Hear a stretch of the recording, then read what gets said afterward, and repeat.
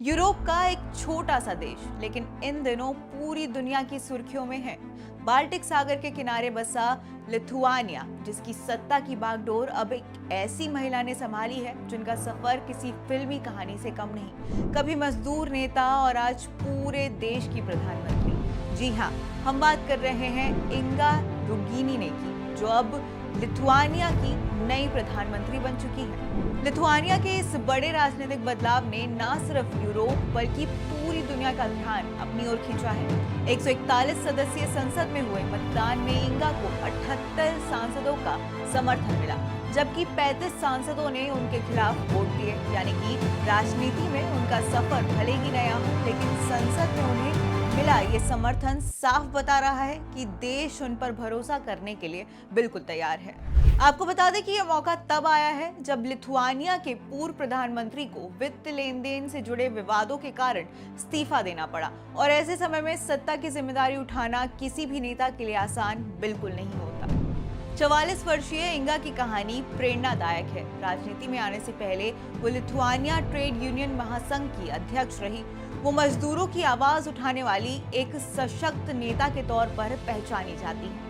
इतना ही नहीं, उन्होंने यूरोपियन ट्रेड यूनियन संगठनों में भी अहम भूमिका निभाई है। 2023 के आम चुनाव से ठीक पहले उन्होंने सोशल डेमोक्रेटिक पार्टी ज्वाइन की। चुनाव जीतकर वो सरकार में सामाजिक सुरक्षा और श्रम मंत्री बने। उनकी यही जमीनी पकड़ और जनता से जुड़ा हुआ अनुभव उन्हें प्रधानमंत्री की कुर्सी तक लेकर आया। अगर इनके बचपन और निजी जिंदगी की बात करें तो इंगा का जन्म 24 मई 1981 को त्राकाई शहर में हुआ।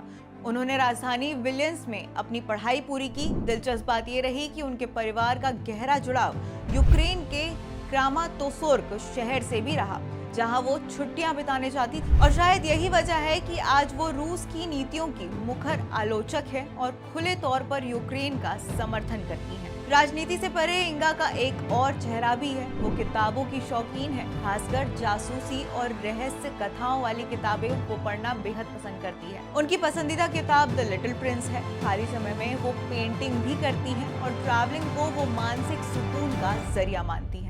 आपको बता दें कि इंगा जिस सोशल डेमोक्रेटिक पार्टी से जुड़ी है, उनसे 2 अन्य दल के साथ मिलकर गठबंधन सरकार बनाई गई है। इस गठबंधन को 82 सांसदों का समर्थन हासिल है, जो बहुमत के लिए जरूरी 71 से कहीं ज्यादा है। लेकिन असली चुनौती तो अब शुरू हुई है, क्योंकि प्रधानमंत्री के तौर पर इंगा को राजनीतिक स्थिरता बनाए रखनी होगी, देश की अर्थव्यवस्था को गति देना होगा और जन कल्याण योजनाओं को जमीन पर उतारना होगा। आने वाले 15 दिनों में उन्हें संसद में अपना विजन डॉक्यूमेंट पेश करना है। इसमें राष्ट्रीय सुरक्षा, सामाजिक समानता और आर्थिक विकास जैसे बड़े मुद्दों को प्राथमिकता दी जाएगी। तो कभी मजदूर नेता रही इंगा रुगीनिने अब यूरोप के इस छोटे से देश की सबसे बड़ी ताकत बन चुकी हैं। सवाल यही है कि क्या वो अपनी नई भूमिका में जनता की उम्मीदों पर खरा उतर पाएगी या नहीं।